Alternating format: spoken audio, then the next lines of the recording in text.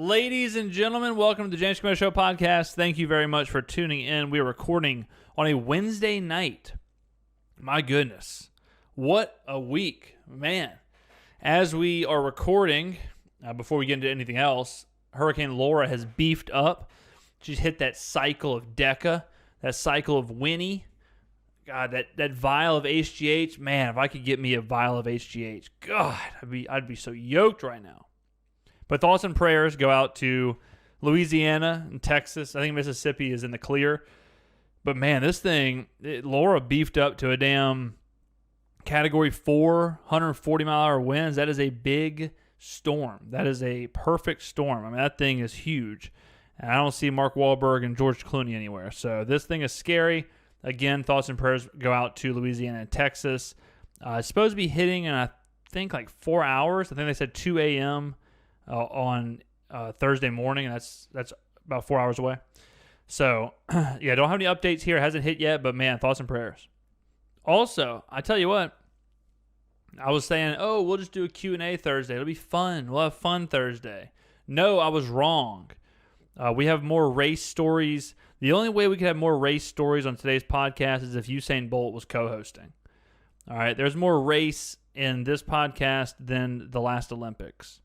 We have the Kenosha riots. We have Jacob Blake's shooting. We have Kyle Rittenhouse's shooting. We have the NBA boycott. A lot happening. A lot happening on this show. And look, we're going to talk about it all, okay? I just want to remind you, these podcasts are difficult to do. I want to remind you that we have never proclaimed to be right and know everything. I can't answer these questions for you. Especially right now. It's so new. All these things are just happening that there's not much as far as answers that can even be found. What I can offer you is social commentary. I do believe we're the best in the world at that. I can offer you a look into takes, a look into this this window pane, and then you can take that, do your own research, do your own critical thinking, and come up with what you believe in. And I trust you can do that because we do believe in that here.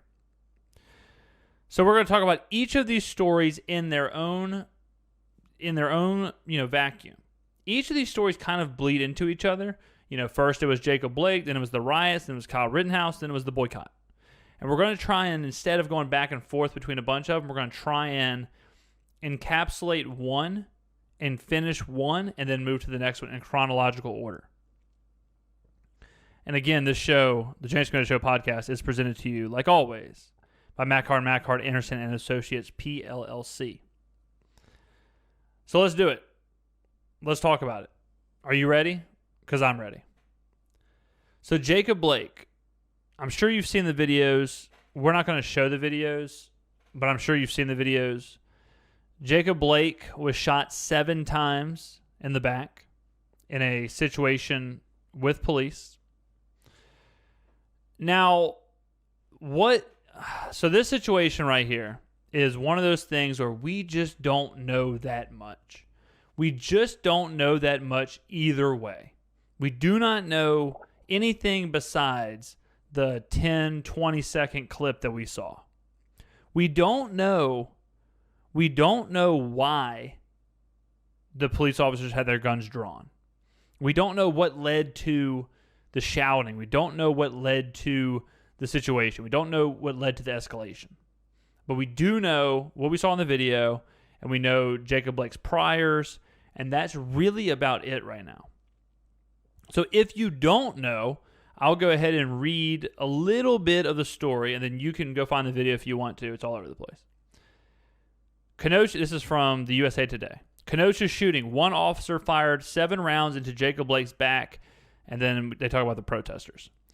One police officer fired 7 shots that hit Jacob Blake in the back, law enforcement officials announced Wednesday.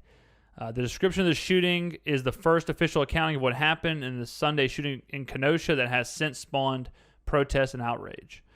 The officer fired his weapon 7 times into Blake's back as Blake leaned into his car. No other officer at the scene fired a weapon. Blake was also tased, according to the DOJ. The account said Blake told officers he had a knife in his possession, although it is unclear whether the officer knew of the knife when he pulled the trigger of his gun. The criminal investigations officers found a knife in the driver's side floorboard of Blake's car, and no other weapons were recovered, according to Wisconsin officials. Okay, so that's where we're at on that. And then Jacob Blake had an outstanding warrant for sexual assault, trespassing, and disorderly conduct in connection with domestic abuse. Police were responding to a domestic incident at a home in the area when Blake was shot. The nature of the dispute is unclear. Viral video showed a cop shooting Blake while reaching for something in the car. Another video from a different angle showed him brawling with the cops on the pavement. In 2015, Blake was charged with resisting arrest, causing a soft tissue injury to a police officer while pulling a gun at the bar, for which he was facing up to 8.5 years in prison. So that's what we know. That's what we know right now. Okay? And the problem with this situation is that we are on this boiling point. We're on this fever pitch as a society. And we're on high alert for these exact situations, right? African American, presumably unarmed, white cops, dead. And when we're at a fever pitch like this, any situation immediately looks like and becomes a racial situation. Now, we still live in the United States of America. And if you're listening from abroad, just pretend like you live in the United States of America. We have systems in place for this. We have systems in place for this exact situation. Or any bad situation. Anytime a bad person does something bad, we have the system in place to fix it, to sentence them, to bring down justice, right? Is the system always work? No. Is every situation equal? No. But it is unfair to you, and it's unfair to the nation for people to immediately plant their flag on either side of this thing. We are not going to do that on this show. We are not going to say, well, hey, comply with the police or get blasted. And we're also not going to say this cop is a racist murderer who is hunting black people. We're not going to do that, because that is the issue. That is the issue, is that every single time something like this happens, the immediate response is, oh, it's a race killing. Oh, it's racially motivated. And flat out, not every situation is. And it's impossible to solve the real situation if every single time something happens, we sprout some new limb to the tree. It's like a game of whack-a-mole. We're trying to stop the actual police brutality, the actual racially motivated killings. But that's not going to happen if every single time something like this happens, we pop it up as another mole. And we pop it up as, racial killing. It's like, well, maybe not. I mean, maybe, this guy... And again, I'm not saying either way. We're just offering you a devil's advocate look at this thing. I'm not saying that either way is right. I'm just offering you all the facts. There's a big difference in, George Floyd even. And we don't even know the results of the George Floyd case. We don't even know the results of the investigation into George Floyd or Breonna Taylor. And we certainly don't know the investigation results of this. But there's a big difference in even George Floyd and this guy, who they had a warrant for his arrest, a guy with history of resisting arrest, a guy with, like I said, I read the priors. We don't have them up anymore. I read the priors. Domestic abuse, sexual assault, facing 8.5 years, priors to resisting arrest. There's a big difference in cops going to handle a warrant, having someone who you can see in the video is obviously not cooperating, and then reach into the car where we know a weapon was now. There's a big difference in that and let's say the George Floyd case.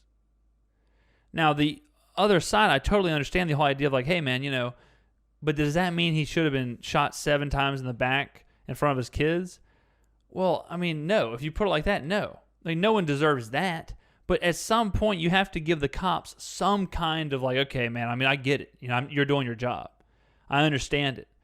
I've seen too many videos of cops being killed in situations where it's like, man, they just didn't want to kill the person. They didn't want to take the person down. And so we don't know what happened.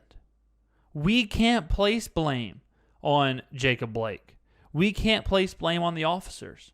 All we can do is step back, look at the situation, look at the facts, and say, okay, well, I mean, now our system, our government has to fix it. Or they have to see what happened, investigate it, then we'll decide. And you're going to have people who say, well, the system is rigged. Or the system didn't fix the last case. So what now? If that's your response. So what now? Every time something like this happens, we just get to these vigilante groups, or we just let the streets handle it. We just let cities burn every time this happens. Doesn't that seem backwards? I mean, can you imagine if Casey Anthony or O.J. Simpson or some high-profile case, and Casey Anthony gets arrested immediately, and they say, okay, Casey Anthony is being accused of killing her kid, and then people in the streets are like, nope, murder her, kill her, put her in jail. It's like, well, hold on a second. Hold on. I know it sounds bad, but we have a system. We have to rely on the system. If we don't rely on the system, then we end up with the vigilantes and the militias. Now, the Jacob Blake thing is the foundation for the rest of these stories. It is what the rest of these stories are built on. So let me give you a little bit more insight into why this is happening. Think about the state of the country. The state of the country is we are in a pandemic. We are in a quarantine. People's mental just health is at an absolute all-time low across the board. Depression's at an all-time high. Suicide rates are at an all-time high. Quarantine's been tough for everybody. I think everyone can agree with that. 6 months of a pandemic will do that to you. Mixed into that is a highly polarized presidential election. Probably the second most polarized election in our lifetime, and number one was 4 years ago. This one actually may be more polarized. I'll have to reflect on that in my daily meditations. On top of that, we have an incredibly racially polarized country because of the killings of George Floyd, Breonna Taylor, and amongst many others. Not saying that those are solved or anything, but those were huge moments of social unrest. So now you have a country who's fully polarized, fully passionate about whatever they believe in, whether it's social issues, whether it's their candidate, their political party, whatever it may be. And you have people who are at a fever pitch, and their mental health is on an absolute string. And you have a lot of people who every single day have been talking about arrest Breonna Taylor's murderers, justice for George Floyd, say their names, 8 minutes, 46 seconds. And all those people are thinking, man, if this happens again, I'm not going to be as quiet. If this happens again, I'm ready. The next time this happens, I'm not going to go as quiet as I did. It won't take me as long to speak up as it did for Breonna Taylor. And then this happens. And without any hesitation, literally zero, I mean, it's still Wednesday, the media and our politicians, Joe Biden, the government, a lot of state politicians, our athletes, our celebrities, have all come out and labeled this a hate crime, racially unjust, and a slaying of an unarmed African-American man in front of his children. So, of course, the echo chamber reacts. And the echo chamber says, all right, it's time. I said it. I said I was going to react stronger and more different than last time. I'm more intense, more impassioned now. The media is calling this a hate crime. Joe Biden, who I'm voting for president, said this is a hate crime. These athletes said it's a hate crime. I'm seeing it on my favorite celebrities' Instagram stories. This is a hate crime. It's my time to throw a Molotov cocktail through a window. And 12 hours later, here we are. That's how we reached this point. Now, I don't have to explain to you how incredibly irresponsible that is and how damning it is to this country. It is the ultimate fuel to the fire situation. Let me just right now go to CNN live. I haven't even done this yet. Live on, and we're going to see what the headlines look like with Jacob Blake. It might actually be a little late. Like now the headlines are all going to be about the Kyle Rittenhouse and stuff like that. So we might actually not get what we're looking for here. But I just wanted to see how they worded this. Yeah, so I'm not even seeing anything now. I wanted to see how they worded some of these things. I'm not finding anything. I'm not going to find anything. So we're not going to keep looking at this. But the headlines are all you needed to see. And I've seen a few. I was hoping they were still up. The headlines were something like unarmed African American shot in back by cop, kids witness, stuff like that. Where it's like, oh my God, what the hell? What the hell is this story? And then you go and read it. You're like, oh well, this is a totally different situation. You see the videos. You're like, okay, well, we'll see what happens. And it's just kind of sad.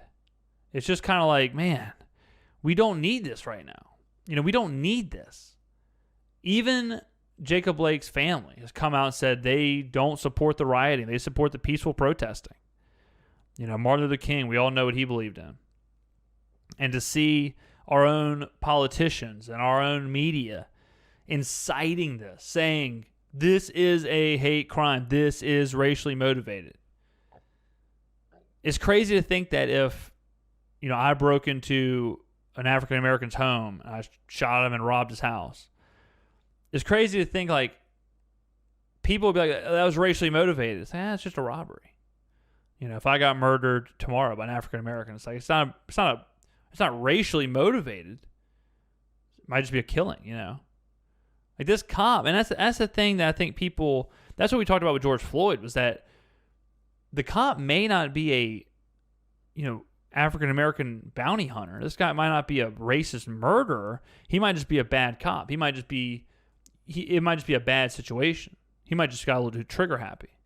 Just like this situation. This might not be racially motivated. What if it's just bad police work? Now we're having riots and all of this for what? We've made up, or the media and these politicians, they've already made up their minds. They've skirted the American way of handling this. They've skirted the investigation. They went straight to the end.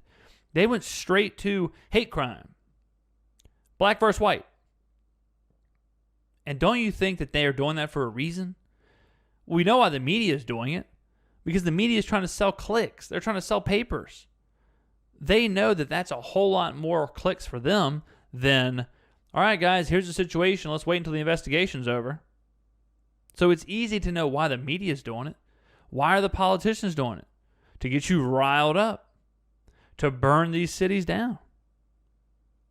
Do not get caught up in that, ladies and gentlemen. I beg of you. Do not get caught up on either side. I think it's disgusting, really, on either side. I think it's crazy when it's like, man, here's the two conversations you can have. Conversation one. Conversation one is, hey, man, did you hear about that Jacob Blake guy who got shot? Oh, you mean the guy who was resisting arrest? Yeah, I saw he got shot. Shouldn't resist arrest. It's like, well, hold on a second. Hey, that's not a super validated reason. It's not just like resist arrest or comply or die. Now, there are layers to that. Layers of the priors, the warrant, the actual resisting of arrest, the weapon. So there is a lot that goes into that. But then you have the other side, which is, hey, did you hear about that Jacob Blake guy who got shot? Yeah, the unarmed African-American killed in his own neighborhood, shot 7 times in the back in front of his own children. Yeah, I heard about that hate crime. Both of those situations are wrong. Both of those situations are wrong. If you are on either side of those, peel it back. Take a few steps backwards. The appropriate response is, yeah, I did see that. I heard he had priors. I saw the video. He was, I saw all that. I have no idea what happened before it escalated to that. I have no idea why the cops had their guns out. I don't even know why they were there. We don't even know information on the domestic dispute that they were going there to break up. Let's just wait and see what happens, man. It's a really bad situation. Let's just see what the investigation shows. That's the appropriate response. But that is the last response you will see. When the media treats these situations and deems them immediately as hate crimes, immediately as racial situations, that leads us to our next story. That's why we have riots. So we have riots because when we have riots, it's because people believe that their government or their politicians have failed them or are just flat out ignoring them. And they feel like they have to take this into their own hands. That's how I mostly feel like riots happen. Some people, I think some rioters, some protesters are doing it to do it. I do believe that. Like some people are like, yeah, man, I'll throw a Molotov cocktail. Let's go, baby. It's litty. But I think some people are like, look, the government has said this is a hate crime. The media has said this is a hate crime. All these people have said it's a hate crime. Therefore, it's a hate crime. And they're obviously not doing anything about it. So I'm going to go do something about it. That's what you end up with. So then you end up with what we're seeing in the streets. Now, my stance on riots is pretty cut and dry. I think that anytime you're rioting, anytime you're burning down buildings, anytime you're destroying property, anytime you are destroying your own community, it's a really bad decision. It is a cut off your nose to spite your face thing or whatever. It doesn't make any sense. I was reading where one of the car dealerships that got burned down and destroyed, it had a Black Lives Matter sign out front. And it's like, what is that doing? Who is that hurting? What is that doing? Like, okay, I understand these rioters are upset about the situation. What are they exactly rioting for? Because they don't even know the whole story. They don't know what happened. They don't know anything about the situation with the domestic dispute. They don't know why the cops were there. They don't know why we haven't seen anything. So what exactly are they rioting for? And then you see what they're doing. Oh, let's see. What have they done? Did they tear down the police station? No, they burned down a locally owned bakery and a AutoZone dealership with a Black Lives Matter flag out front. Okay, well, that seems pretty counterintuitive. That doesn't make a whole lot of sense. Why are they doing that? And then you see, them just assaulting people. You see them attacking people. And I just don't know. I just don't know what they're actually rioting for. I think the riots are pretty easy to just see and say, yep, this is bad. This is a bad group. This is a bad deal. And this is not what should be happening right now. Now, with that being said, that leads into people becoming vigilantes and militia members. And when they become vigilantes and militia members, you see shootings in the streets. Kyle Rittenhouse, 17 years old, was charged with shooting. I just went backwards on my page. Was charged with shooting 3 people. 2 of them died during a Tuesday night protest. He considers himself a militia member trying to protect life and property, according to videos, interviews, and social media posts. I actually saw a video or an interview with him that was filmed like 2 hours before the shooting. And he explained that it's his job to protect the business, that he's protecting people and protecting property. And that's it. And he's walking around with a long gun, I guess they call it. And he's on video shooting someone and then being chased down by another group, falling to the ground, turning around and blasting 2 other people. And 2 of those 3 died. And this is another situation where we can't just say, oh, this is a domestic terrorist. We can't just say, oh, this is a killer, this is a murderer, this is a serial killer. We can't just say that. But we also can't say, hey, man, he's just protecting himself. We don't know. We don't know what happened with the first shooting. In the second video, it's pretty plausible that it's self-defense. I mean, he's being chased by 50 people, and he falls to the ground in the middle of the street, and people are jumping all over him. So, I mean, yeah, I can see where that's self-defense, but you can't claim self-defense if the first shooting is for nothing. You can't run into a high school and shoot someone in the face, and then once the rest of the school tries to, detain you and you open fire again, you can't be like, oh, I was defending myself. Well, you're only in that situation because of your first actions. So Kyle Rittenhouse's first actions, if the first shooting was him just blasting someone, and then all of a sudden this group is chasing him to try and stop him, then the self-defense goes out the window. Now, it's also possible that the first shooting, he might have felt threatened in the first shooting. And then you may ask yourself, well, hey man, don't come to a riot with a damn AR-15. That seems it's pretty hard to, say, hey, yeah, I was just hanging out pretty chill at the riot. I was just hanging out with my AR-15, and people started getting kind of mouthy, so I just blasted a few of them. I mean, that's tough to say too. But it's worse to even think that we're in the situation where we believe, or we have the situation where people believe that they need a militia. They need vigilantes. And you see this kind of stuff with these riots. I don't know. I've done a day's worth of research on this. I don't know if Kyle Rittenhouse, if he has a business, or his family has a business or whatever, or if he was there just as part of the militia. But you have people now who have seen this happen time and time again, where rioters are destroying businesses and ending careers and ruining lives and whatever. And so people that this happens to, they do think like, hey, I got to protect my stuff. I got to protect my house. I got to protect my kids. And you end up with a 17-year-old brandishing a rifle, shooting people in the streets of Wisconsin. It's kind of funny because I had this conversation a couple days ago with some friends, and I was like, I keep hearing people say, oh man, I just bought some ammo. Like 500 rounds, 1,000 rounds. And we always say, like, what are you going to do with that? How do you see the world when you are just back against the wall with a rifle just unloading? How do you see things? What does it look like Walking Dead? Like what's happening?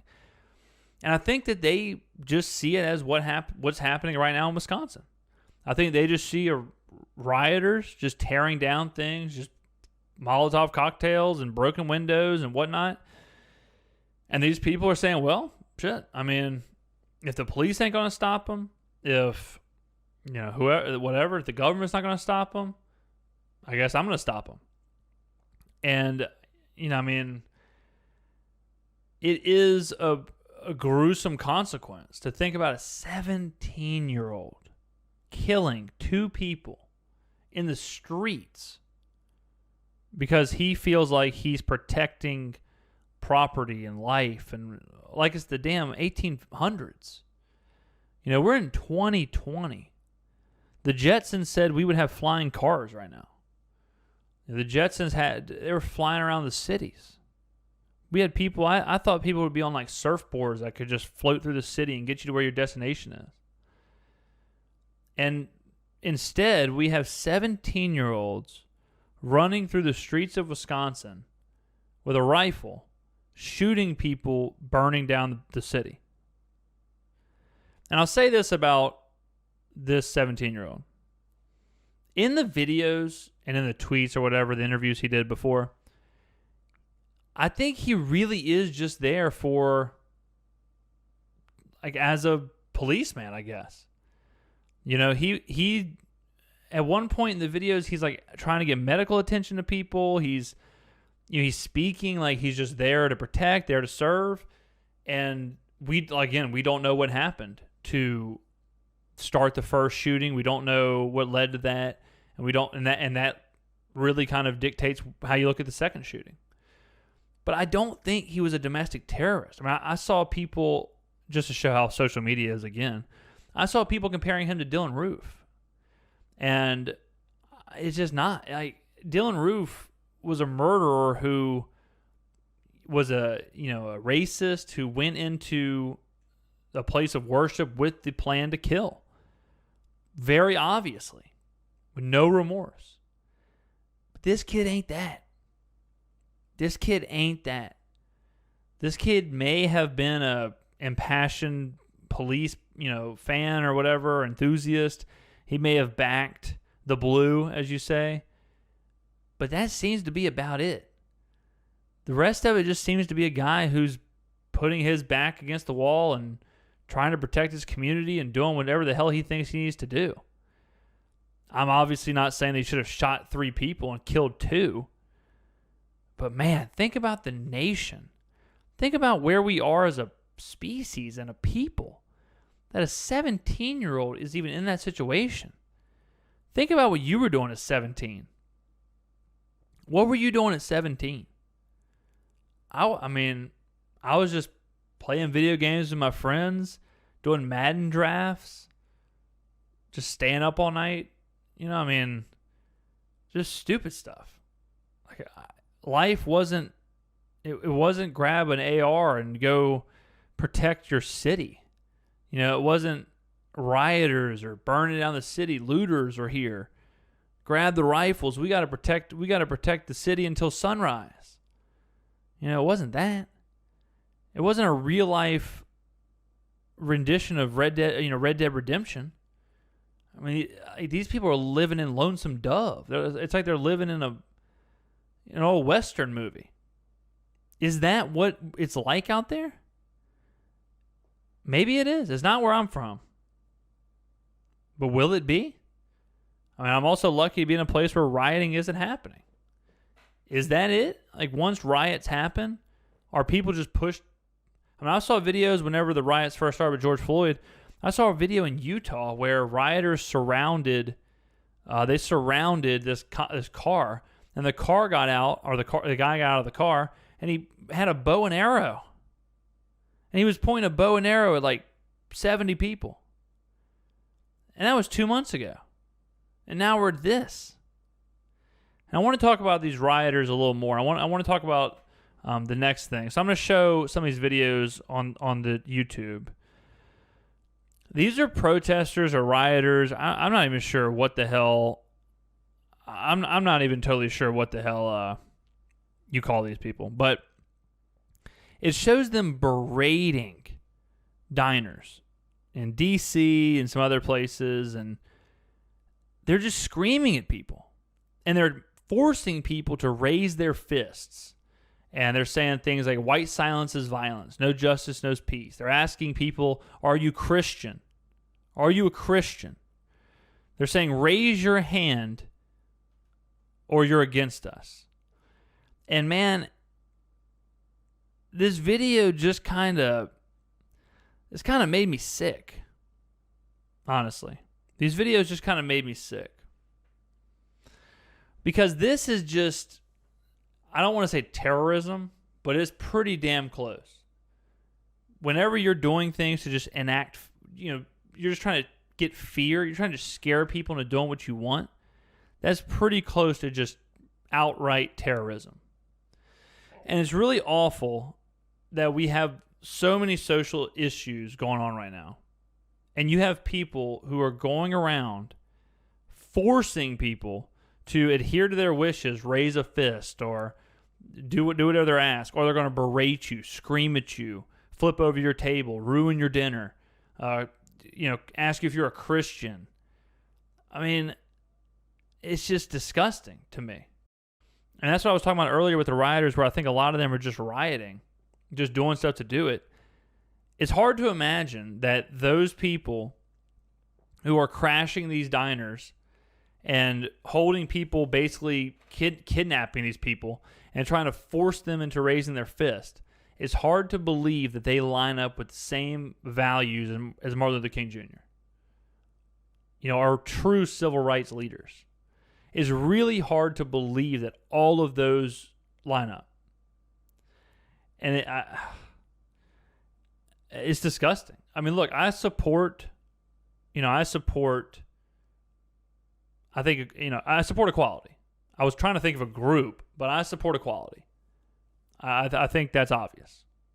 But if I was eating and a group of masked people stormed my table and told me to raise my fist, or I'm against them, and then asked me if I was a Christian, and then called me whatever names they wanted to call me. In the article I was just reading, they called one of the diners a pasty bitch.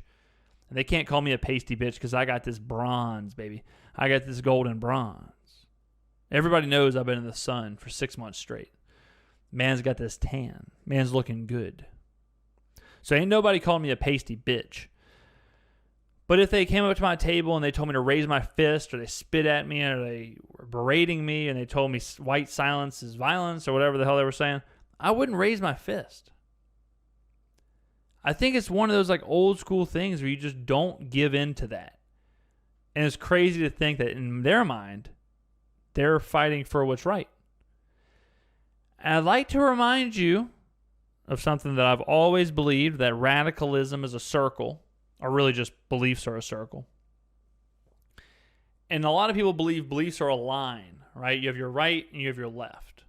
And if you're way right and you're way left, you're at the furthest possible parts. But I believe that it's a circle. And the start at the top, and then you go right and left. And so actually, the most right and the most left, the most radical, they actually are the closest together.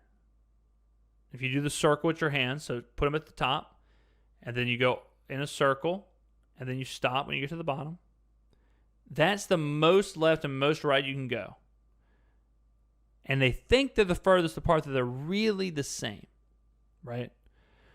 The radicalism is the bad part. The radical right or radical left, people that are driving through protests and splattering people, or people who are jumping into diners, flipping tables, and forcing you to raise your fists or calling you a pasty bitch. Those are the worst of the worst. Easily the worst of the worst. And the sooner they realize that, the better for all of us. Radical politics, radical beliefs, whether social beliefs, religious beliefs, the radical sectors are the dangerous parts. If you want to feel safe, ladies and gentlemen, in today's day and age, there's no better way to feel safe than to know that the good folk at Macard, Anderson & Associates, PLLC have your back. And since you listen to this podcast, guess what? They have your back in a VIP capacity. Why? Because you know me. Call this number, 601-450-1715, or go to MacHardLaw.com, MCHARDLAW.com. Mention the James Skrmetta Show podcast, or that you heard about their services from me, the man himself, James Skrmetta, really, truly the king of content, and they can help you with car wrecks, 18-wheeler collisions, wrongful death, bad faith insurance claims, fire loss, termite damage, offshore injuries, employment discriminations, and contract business disputes. Oh, my God. James, is there anything they can't do? Yes. They can't take terrible-ass, corny photos and put them on billboards. They don't do that. They don't screw you over and tell you, hey, why don't you just one click, that's it. They don't say, hey, man, you can call, but it's 15 minutes or less, bucko. They don't do that. They will intake your situation. They will negotiate on your behalf. They will litigate your case. They will represent your needs. I trust these good folk at Macard, Anderson & Associates, PLLC with my life. Sometimes I get bored and I think, you know what, man, I might just go sit in the middle of a four-way stop, wait for some 18-wheeler to run me over and just T-bone me into another plant, just into the shadow realm, just so I can get that first-hand service from Macard, Anderson & Associates, PLLC. I was just joking. I would never go sit in a four-way stop. I have a lot to do. I have a lot of podcasts to put out, a lot of videos. I'm a very busy man. I don't have time to do that. But if I did do that, if I did lose my legs or something, was paralyzed, the first people I would call, 601-450-1715. Macard, Anderson & Associates, PLLC. That's only one C in the name. I was doing an echo effect. But they are our presenting sponsor. A fantastic presenting sponsor they've been. Last story of the show. The NBA. My, oh my, oh my, oh my. What a story we have. What a situation we have. So the Milwaukee Bucks decided to boycott their game today against the Orlando Magic in protest of the shooting that we talked about earlier, the Jacob Blake shooting. Now, this is tough. This is really, really, really tough. Now, it's also worth mentioning the rest of the NBA canceled the rest of the game, so they postponed the whole thing. We saw WNBA players wearing T-shirts with 7 holes in the back for the shots. We saw NHL speak out against it. A lot of people. Do you remember when I told you earlier about how people are just waiting for the next thing, the next Breonna Taylor, the next George Floyd, so that they can say, we didn't hesitate. We jumped all in. We're here. We're making our voice heard. I believe that's what's happening. Now, you have a different era as well. This is a seminal moment in sports, no doubt about it, because this is really when athletes have understood the social power that they have.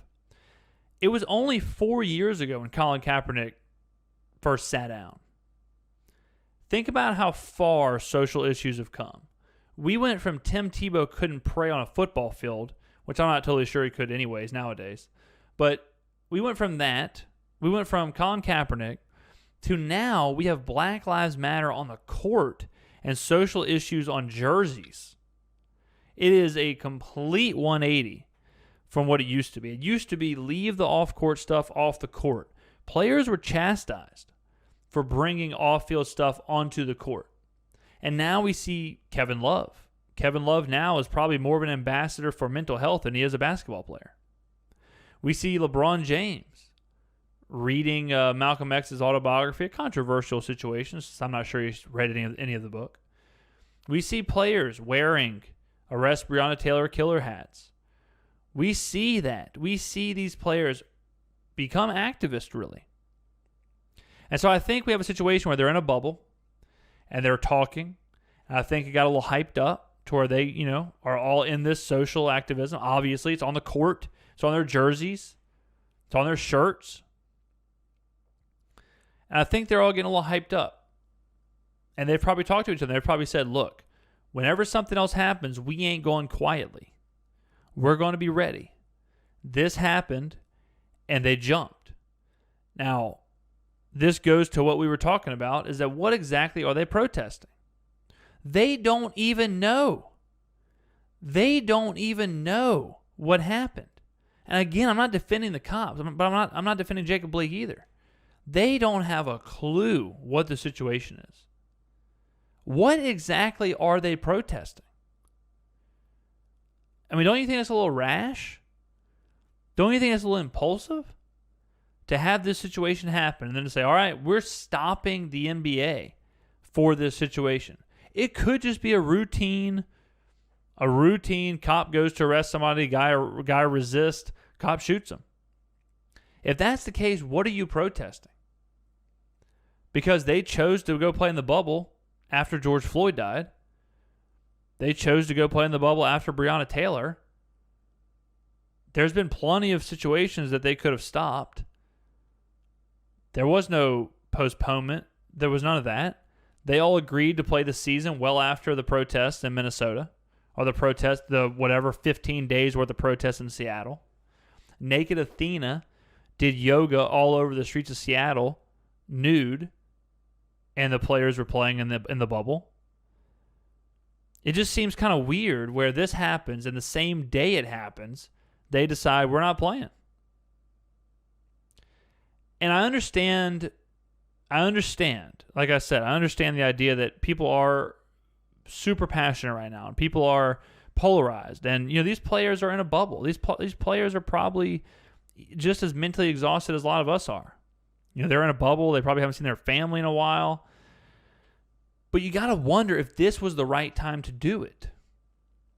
They're in a bubble. Think about how much they've sacrificed, how much these players have sacrificed to be there, how much the league has sacrificed, how much they worked to get this league going and amidst this pandemic, how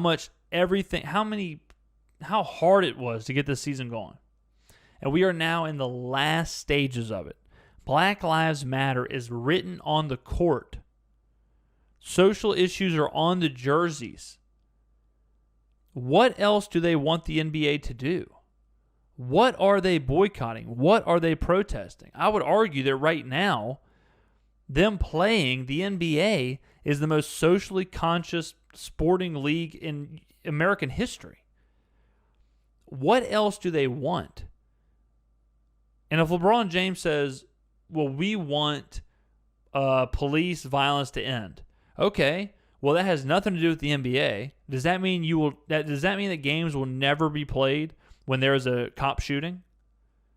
Does that mean every single time this happens, we're going to go through this where there's boycotts? Because we don't even know. This may not be anything. This may not be anything worth protesting. Like, this may not be a bad cop shooting someone unjustly. This may just be a sad situation where a guy was getting arrested. He resisted arrest. He reached for a knife. Cops thought he reached for a knife. I don't know. And shot him. That might be what this is. But it's just crazy to me to think that within the first 24 hours, we have WNBA players wearing shirts with 7 bullet holes or 7 holes in the back of their shirts to signify, this guy. We have no clue about this guy. It's so strange to me to see that. I think it's another situation where it's heart in the right place, mind completely in the wrong place. I am all for you. All for you. I'm all for, police retraining or reallocation of how they do their thing, some kind of overhaul of that. And we talked about this with George Floyd, where I thought that, I think that cops are in probably the toughest job in the world, and they're inadequately trained, and they don't receive any kind of checkups. They don't receive any kind of, any kind of checks at all. If you're in the military, you can't just run a mile once and never run it again. And cops should be the same way. Cops should get mental and physical checks all the time. And I've gone through what I believe we should do with police training. I think it should be closer to the military. So I'm not going to get into that here. But, I just don't support the idea that in the first 12 hours, this guy's a martyr. That Jacob Blake I do not subscribe to the idea that we immediately go to Jacob Blake was killed in a racial, unjust manner. I also don't subscribe to these cops are fully in the clear. But that's the whole point. It's way too rash. It's way too risky to do that. It's way too risky to do that. If the here's the sad part, really, is that if the investigation comes back and they say, look, the cops were defending themselves. He was resisting. He had priors that told the cops he was violent. He had a weapon in the car. He was reaching in the car. What else evidence do you need? What if the investigation says that? Or is basketball ever going to get played again? Is basketball going to not get played? We can't put anything else on the court. We can't put anything else on the jerseys. I'm not going to call the athletes insincere. I'm not going to say they're doing this to do it. I'm not going to say they're so caught up in this kind of this new activism or this new belief that they are the social justice warriors. I'm not going to say that. But I think it's a little bit of all of it. I think it's a little bit of everything. Where, people are ready, and people are athletes. I'm talking about professional athletes. They feel like they are responsible. 5 years ago, this would have never been brought up. I'm not saying that's okay either. I'm just saying it's a different time. 5 years ago, players would have played.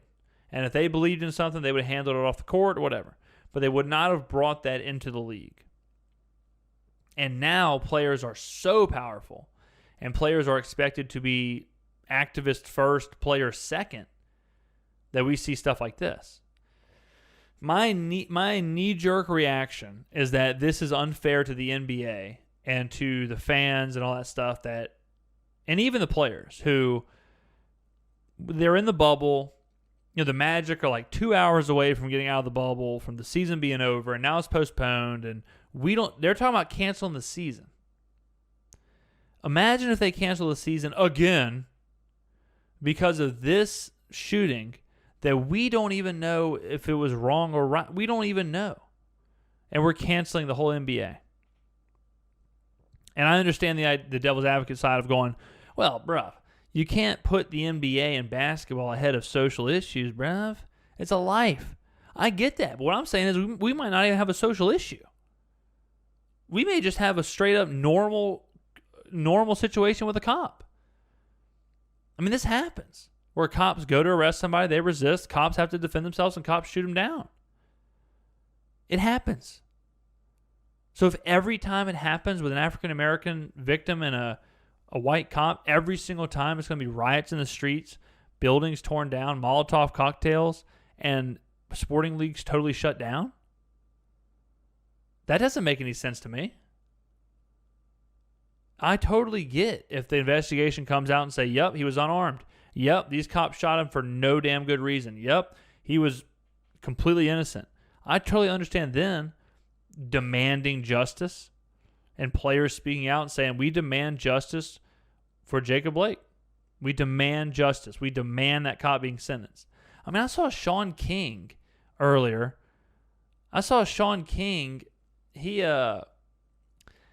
He came out and he was like just listing off the names of cops that work there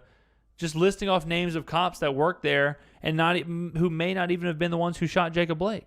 You talk about irresponsible. Imagine if you're one of those cops, you have a wife and kid at home, and you have nothing to do with it, and Sean King is sending your address, your name, your information out to an angry mob. How about that? How does that make you feel? That's about as unfair as it gets. It's time to stop with this immediate 24-hour social craze where when something happens, we just avoid all facts. We avoid all intricacies. We avoid all investigation. We just rush immediately to racist situation, killing. Cops should be sentenced, and bury them under the prison. It's like, man, we've got to be better than that. We've got to be smarter than that. We've got to be more critical than that. This just doesn't work to do it like this. It really doesn't. We are going to end the podcast there. It's tough, man. It was a really tough day when I was going through this, and I was like, all right, let's see what we're going to talk about. And it just kept another story. And, just like usual, my heart goes out to the family of the victim and, the family of the cop, and just like everyone involved. I mean, it's just such a bad situation. I said it on this podcast, but being a cop is the hardest job in the world. And I don't know anything about this cop, but there's a chance that this cop is a good guy. There's a chance that this cop is just a cop, and he felt like he was in a dangerous situation. And who knows what the hell would have happened or could have happened. Again, I'm not saying the cop is in the right, but I'm saying I can see a situation where he is in the right, and I can see a situation where Jacob Blake's in the right. And if he's in the right, I hope that the cops get sentenced and there is justice.